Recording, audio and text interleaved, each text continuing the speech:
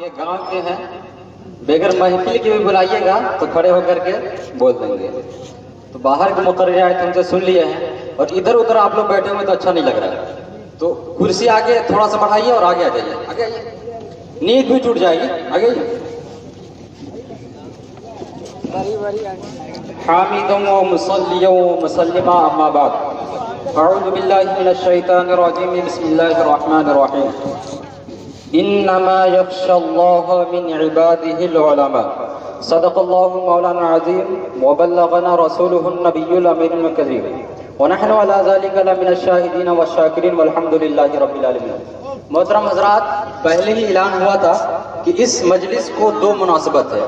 ایک تو شہدائے کربلا کا تذکرہ کرنا ہے، ایک حضور مفتی اعظم ہند کی شخصیت سے بھی متعلق ہے.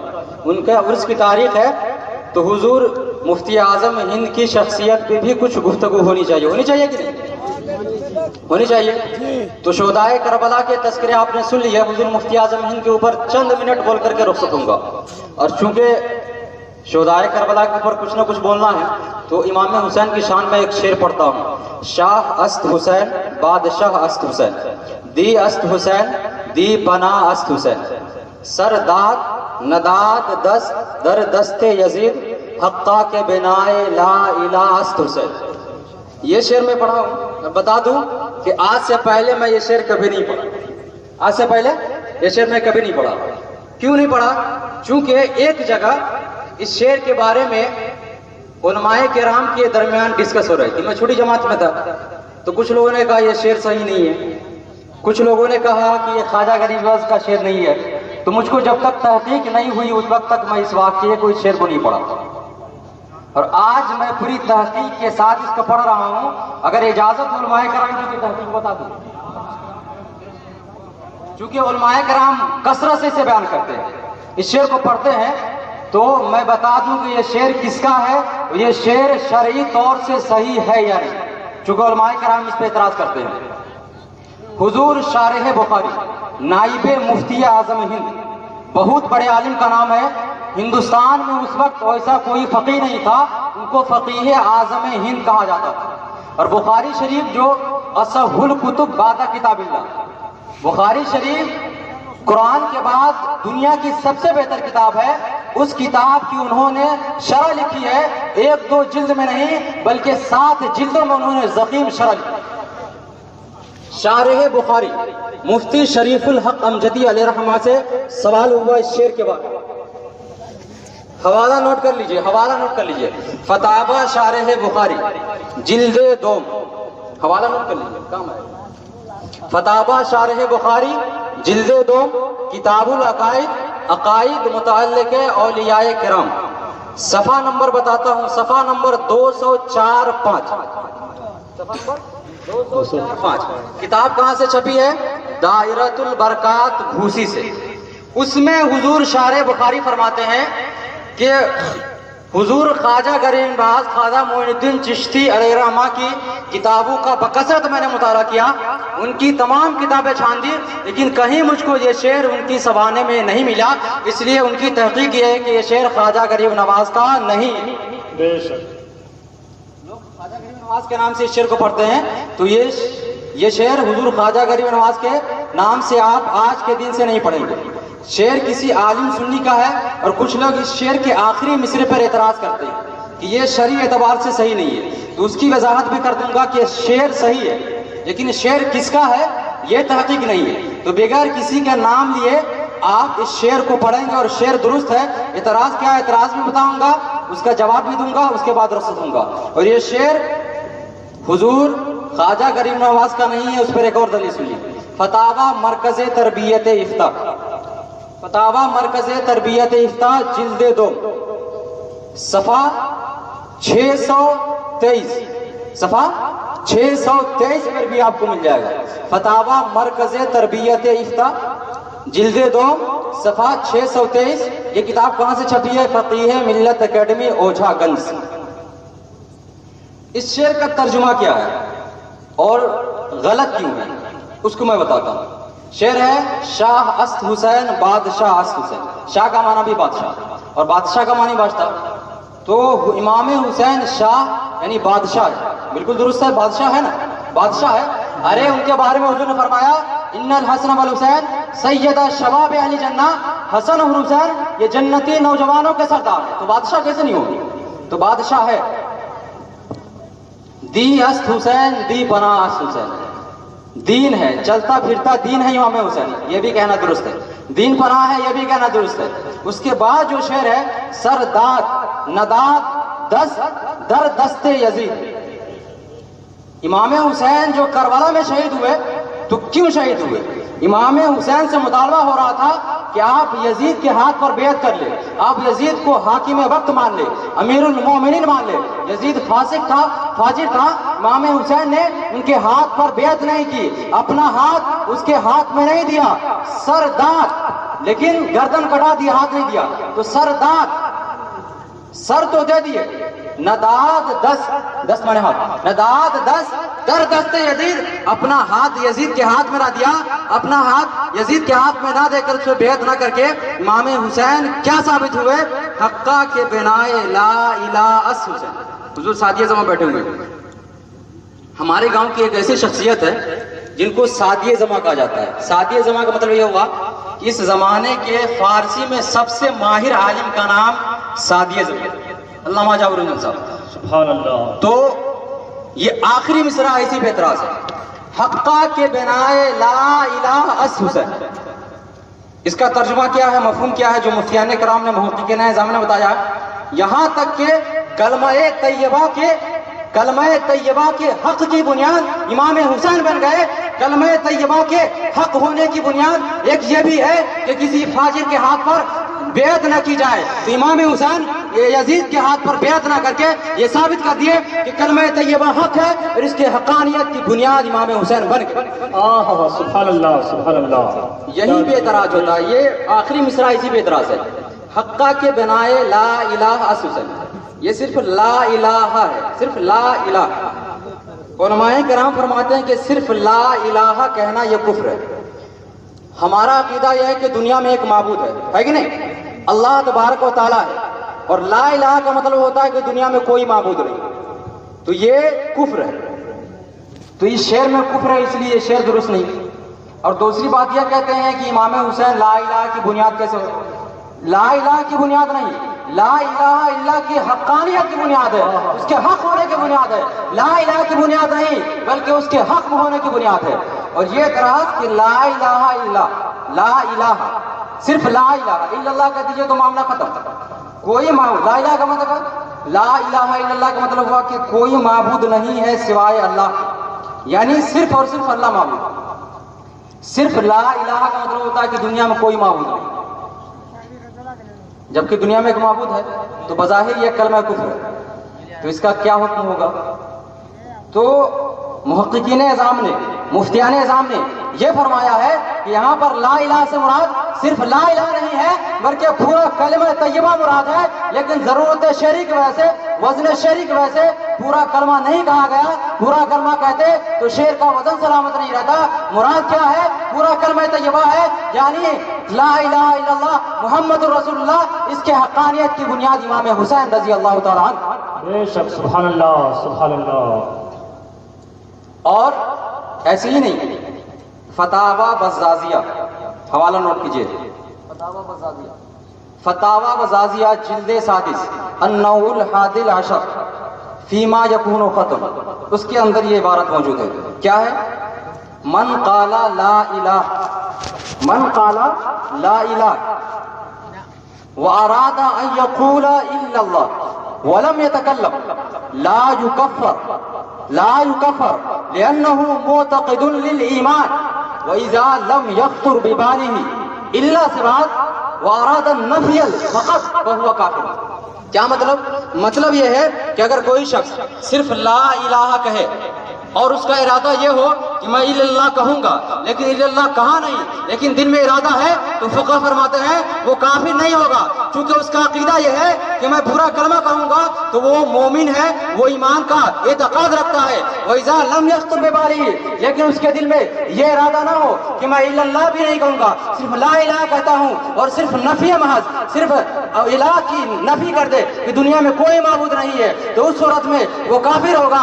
تو یہ شعر کسی عالم دین کا ہے، امام حسین کی شان میں ہے، تو قلب مومن سے یہی یقین ہے، یہی متصور ہے کہ وہ اپنے دل میں یہ ارادہ رکھتے ہیں کہ میرے پورے کلمہ طیبہ مراد ہے، یہ نہ کہ صرف لا الہ مراد۔ سبحان اللہ۔ اس لیے یہ شعر درست ہے، یہ شعر درست ہے۔ حوالے سب نوٹ کر لیے، بہت کام آئیں گے، یہ حوالے نوٹ کر کے رکھ لیجیے۔ تو یہ شعر درست ہے، لیکن یہ اس شعر کو خواجہ معین الدین چشتی کی طرف منسوب کرنا بہتر نہیں ہے، اس لیے آپ ان کی طرف منسوب کیے بغیر اس شعر کو پڑھیں، یہ شعر درست ہے۔ اب مفتی اعظم ہند کے اوپر آتا ہے، درود پاک پڑھیں۔ اللهم صل على سيدنا مولانا محمد وبارك وسلم، صلوا عليه صلاة وسلام عليك يا رسول الله صلى الله تعالى عليه وسلم۔ حضور مفتی اعظم ہند کے حوالے سے رات میں بہت کچھ بیان کیا، تھوڑی بہت گفتگو ہو گئی، میں اس سے آگے چلنا چاہتا ہوں۔ حضور مفتی اعظم ہند علیہ رحمہ بہت پائے کے بزرگ ہے، بہت بڑے عالم دین ہے۔ حضور مفتی اعظم ہند کی سب سے بڑی خصوصیت جو میں آپ کو بیان کرتا ہوں، جس میں اپنے تمام معاصر علماء میں ممتاز تھے، وہ یہ ہے کہ حضور مفتی اعظم ہند کبھی حق بات کہنے سے کبھی گریز نہیں کرتے تھے۔ کوئی بھی شخص سامنے ہو اگر خلاف شرع کام کرتا تو حضور مفتی اعظم ہند فوراً گرفت کرواتے، اگر کوئی کافر بھی ہوتا ان کے سامنے اگر کوئی ایسی بات کرتا وہ فوراً گرفت کرواتے، اور وہ ایسے گرفت نہیں کرتے بلکہ نبی کی ایک حدیث پاک ہے اس سے متاثر ہو کر کے وہ گرفت فرمایا کرتے تھے۔ کنز المال کے اندر بھی یہ روایت ہے، اور امام نووی رحمۃ اللہ علیہ نے ریاض الصالحین کے اندر بھی اس روایت کو نقل فرمایا۔ کیا فرماتے ہیں سرکار؟ من رأى منكم منكرا فليغيره بيده فإن لم يستطع فبقلبه وإن لم يستطع فبلسانه وإن لم يستطع فبقلبه وذلك أضعف الإيمان۔ اضعف الإيمان۔ حضور فرماتے ہیں کہ تم میں کا کوئی شخص اگر کوئی بری چیز دیکھے، کسی کو غلط کام کرتا دیکھے تو اس کو اپنے ہاتھ سے بدل ڈالے۔ کوئی شراب پی رہا ہو، اگر آپ کا بیٹا ہے تو حضور فرماتے ہیں اس کے ہاتھ سے شراب کی بوتل چھین کر کے اس کو پٹک کر کے پھوڑ دو۔ فَلْيُغَيِّرْهُ بِيَدِهِ۔ لیکن اگر آپ کو اتنی وسعت نہیں ہے کہ آپ اس کو اپنے ہاتھ سے بدل سکتے ہیں، کوئی بڑا آدمی ہے کہ اگر آپ اس کے پاس اپنی منمانی کریں گے، اس کے ہاتھ سے شراب کی بوتل چھینیں گے تو ہو سکتا ہے آپ کو مارے، تو اس صورت میں حکم یہ ہے وَإِن لَمْ يَسْتَطِعْ فَبِلِسَانِهِ۔ تو آپ اس کو کہیے کہ یہ کام آپ غلط کر رہے ہیں، آپ اس سے پاس آ جائیے۔ اگر آپ کو چھیننے کی استطاعت نہیں ہے تو آپ یہ کہیے کہ یہ کام آپ غلط کر رہے ہیں۔ اگر اس کی بھی استطاعت نہ ہو فَإِن لَمْ يَسْتَطِعْ فَبِقَلْبِهِ، تو آپ اپنے دل میں جانیے کہ یہ شخص برا کر رہا ہے۔ اگر آپ یہ اعتقاد کر لیے کہ یہ شخص اچھا کر رہا ہے تو آپ کافر ہو جائیں گے۔ گناہوں پر رضا، کفر پر رضا یہ کفر ہوتا ہے، گناہوں پر رضا یہ گناہ ہوتا ہے، اس لیے آپ یہ اعتقاد نہ کریں۔ تو حضور مفتی اعظم ہند کتنے بڑے متقی تھے اور اس حدیث پاک کے کتنے عاشق تھے۔ ایک واقعہ سناتا ہوں۔ حضور مفتی اعظم ہند سفر کر رہے ہیں، کیا حضور مفتی اعظم سفر کر رہے ہیں ٹرین میں، اور ٹرین میں سفر کر رہے ہیں، بڑے خوبصورت تھے۔ تو حضور مفتی اعظم ہند کا چہرہ دیکھ کر بھی غیر مسلم سمجھ جاتا تھا یہ کوئی بڑے عالم ہے۔ تو حضور مفتی اعظم ہند ٹرین میں بیٹھے ہیں اور ایک غیر مسلم ہندو شخص آپ کے پاس آیا اور کہا آپ بڑے عالم ہیں، اب تو بہت بڑے عالم ہیں، آپ میرے لیے دعا کر دیجیے، آپ مہاتما ہیں۔ اتنا کہا حضور مفتی اعظم ہند غصہ ہو گئے، کہا استغفر اللہ، تم مجھ کو مہاتما کہتے ہو؟ مہاتما انسان کو کہنا جائز نہیں ہے، اس لیے کہ مہاتما کا معنی روح القدس ہوتا ہے۔ روح القدس یہ حضرت جبریل کی کنیت ہے، ان کا لقب ہے، کوئی انسان روح القدس نہیں ہو سکتا، اس لیے مہاتما مت کہو۔ وہ شخص بڑا متاثر ہوا کہ مجھ کو تو کسی نے بتایا نہیں۔ اس کے بعد اس نے ایک اور جملہ کہا کہ آپ دعا کیجئے بھگوان آپ کا کرپا کرے گا۔ کیا کہا؟ آپ میرے لیے کچھ کہہ دیجئے بھگوان آپ کا کرپا کرے گا۔ اب اور غصہ ہو گئے مفتی اعظم کہ بھگوان کہتا ہے، بھگوان کہنا خدا کو گالی دینا ہے۔ کہا حضور کیسے کہتے ہیں؟ کہ معلوم ہے تم کو بھگوان کا معنی کیا ہوتا ہے؟ چترویدی سے بہت گھومتے ہیں، اب بہت اس طرح کی بات کہتے ہیں۔ بھگوان کا معنی تو اتنا قبیح ہے کہ اگر کسی کا اعتقاد ہو جائے تو وہ کافر ہو جائے۔ حضور مفتی اعظم نے کہا کہ سنسکرت کی زبان میں بھگ کا معنی ہوتا ہے شرمگاہ، اور وان کا معنی ہوتا ہے والا۔ تو بھگوان کا معنی ہوا شرمگاہ والا، معاذ اللہ رب العالمین، کہیے نا معاذ اللہ رب العالمین۔ اللہ تعالیٰ کو یہ بھگوان کہنا، شرمگاہ والا کہنا، یہ کتنی بری بات ہے۔ اس نے کہا مجھ کو تو کسی نے بتایا نہیں اب تک کہ بھگوان کا کیا معنی ہوتا ہے، میں اب کبھی بھگوان نہیں کہوں گا۔ تو اس نے کہا حضور مفتی اعظم سے کہ میں کیا کہوں؟ تو ہندو تھا، کیا خدا کہو، اور خدا نہیں کہنا چاہتے ہو تو ایشور کہو، ایشور کہہ سکتے ہو، تم ایشور کہہ سکتے ہو۔ مسلمانوں کو ایشور نہیں کہنی چاہیے، مسلمانوں کو اللہ تعالیٰ کو مسلمان ایشور نہ کہے، گاڈ بھی نہیں کہے، اللہ کہے، خدا کہے، اوپر والا بھی کہتے ہیں، میاں کہتے ہیں، اللہ میاں، یہ سب نہیں کرنی چاہیے۔ اتنا متاثر ہوا حضور مفتی اعظم ہند کے پاؤں مبارک کو، وہ قدم بوسی کیا، حضور مفتی اعظم ہند کا بہت معتقد ہو گیا۔ ایک مرتبہ حضور مفتی اعظم ہند اور ٹرین کا سفر کر رہے ہیں، ٹرین کے سفر کے بعد یہ واقعہ ہمارے استاد علامہ احمد مصباحی صاحب نے بیان کیا۔ جشن مفتی اعظم ہند وہاں ہوتا ہے ہر سال کو اسی تاریخ میں، تو انہوں نے بیان کیا کہ اسٹیشن پہ جب اترے تو اتر کر کے رمضان المبارک کا مہینہ تھا، اور حضور مفتی اعظم ہند کبھی کسی غیر مسلم کے ہوٹل میں کھاتے نہیں تھے، کسی ہندو کو ہوٹل میں کبھی نہیں کھاتے، یہ ان کا تقویٰ تھا۔ رمضان المبارک کا مہینہ ہے، روزے سے اسٹیشن پہ اترے، اترنے کے بعد ایک ہوٹل کی طرف بڑھنے لگے، مریدین بھی ساتھ میں، خلفاء بھی ساتھ میں، اور بڑی تیزی کے ساتھ اتفاق سے وہ ہوٹل غیر مسلم کا ہوٹل، رمضان کا دن، لیکن کس کی ہمت ہے کہ حضور مفتی اعظم کو ٹوکے؟ تیزی کے ساتھ جا رہے ہیں، حضور مفتی اعظم جا رہے ہیں، لیکن کسی کی ہمت نہیں کہ ٹوکتے، رمضان کا دن ہے اور غیر مسلم کے ہوٹل کی طرف کیوں جا رہے ہیں؟ جب وہاں پہنچے تو ایک شخص کو دیکھا کھانا کھا رہا تھا۔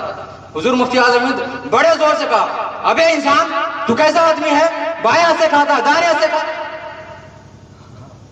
بائیں ہاتھ سے کھاتا ہے، دائیں ہاتھ سے کھا۔ تو کہا، سرکار ہم ہندو ہیں، غیر مسلم، ہم مسلمان نہیں ہیں۔ کہا پھر تو انسان نہیں ہے، انسان تو ہو، یہ انسانیت کے خلاف ہے کہ بائیں ہاتھ سے کھایا جائے، اس لیے تم دائیں ہاتھ سے کھاؤ۔ تو ایک دم ڈر گیا، فوراً دائیں ہاتھ لگا دیا۔ تو حضور مفتی اعظم ہند کا اتنا روب تھا، اتنا جلال تھا، اتنا روب تھا کہ حضور مفتی اعظم ہند کے سامنے کوئی غیر مسلم بھی نہیں ٹکتا۔ ایک اور واقعہ، مفتی مجیب اشرف صاحب حضور مفتی اعظم ہند کے خلیفہ ہیں اور بہت بڑے مفتی ہے، مفتی اعظم مہاراشٹر کہا جاتا ہے، ابھی چند دن پہلے حضرت کا وصال ہوا۔ وہ فرماتے ہیں کہ ایک سفر میں میں تھا حضور مفتی اعظم ہند کے ساتھ، لیکن گاڑی کھلنے والی تھی، ہم لوگ جس ڈپارٹمنٹ کے پاس، جس ڈبے کے پاس تھے، وہ ڈبہ، وہ جو ماسٹر ہوتے ہیں، کولی وغیرہ ہوتے ہیں، اس کا ڈبہ تھا۔ ایک ڈبہ ہوتا ہے جو صرف اس کے جو عملہ ہوتے ہیں، جو کام کرنے والے ہوتے ہیں، اسی کا ہوتا ہے، اس میں پیسنجر نہیں بیٹھ سکتا۔ گاڑی چھوٹنے والی تھی، جلدی حضور مفتی اعظم ہند اور ان کے ساتھ جتنے لوگ تھے، حضور مفتی مجیب اشرف صاحب اسی ڈبے میں چڑھ گئے۔ اس کا جو عملہ تھا، مینیجر تھا، اس نے کہا کہ یہ ڈپارٹمنٹ سواری کے لیے نہیں ہے، آپ اس میں کیوں بیٹھ گئے؟ انہوں نے کہا کہ گاڑی چھوٹنے والی تھی اس لیے میں بیٹھ گیا، اگلے اسٹیشن پر میں چینج کر لوں گا، میں اتر جاؤں گا، اس لیے میں چڑھ گیا۔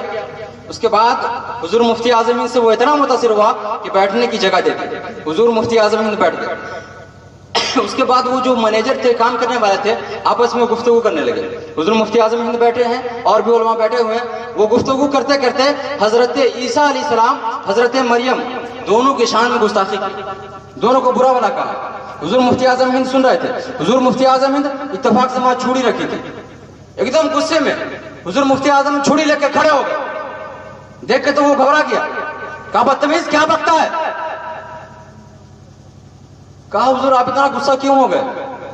میں نے تو آپ کے نبی کو کچھ نہیں کہا، یہ تو عیسائیوں کے نبی ہے، تو آپ کیوں غصہ ہو گئے؟ حضور مفتی اعظم ہند نے کہا وہ عیسائیوں کے نبی نہیں، وہ عیسائی تو ان کو اللہ کا بیٹا مانتے ہیں، یہ عقیدہ باطل ہے، وہ ہمارے نبی ہے، تم نے ایسا کیوں کہا؟ تم خاموش رہو۔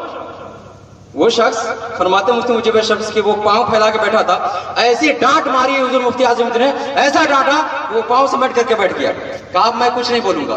اس کے بعد جب اگلا اسٹیشن آیا تو حضور مفتی اعظم ہند اترنے لگا، کہا نہیں سرکار آپ اسی میں رہیں، آپ مت جائیں، آپ اسی میں رہیں، ہم آپ کے چہرے کی زیارت کر کے سکون ملتا ہے، اسی میں بیٹھے رہے۔ بریلی شریف جب اسٹیشن آیا تو مفتی مجیب اشرف کہتے ہیں کہ کوئی سامان اتارنے کی ضرورت نہیں پڑی، سارا سامان اسٹیشن پہ وہ خود اتارا، اور جاتے وقت، واپسی وقت حضور مفتی اعظم ہند کا وہ کہا کہ میرے لیے دعا کیجئے، تو حضور مفتی اعظم ہند نے دعا کی، ہدا لکم اللہ، یعنی اللہ تم کو ہدایت دے، ایمان کی دولت سے سرفراز کر۔ یہ مفتی اعظم ہند علیہ رحمت۔ وقت زیادہ ہو گیا، بس انہی چند کلمات پہ میں اپنی گفتگو ختم کرتا ہوں۔ اب آپ بیٹھ کر کے اب تک کے سنتے رہیں، اب کھڑے ہو کر کے صلاۃ و سلام پڑھیں۔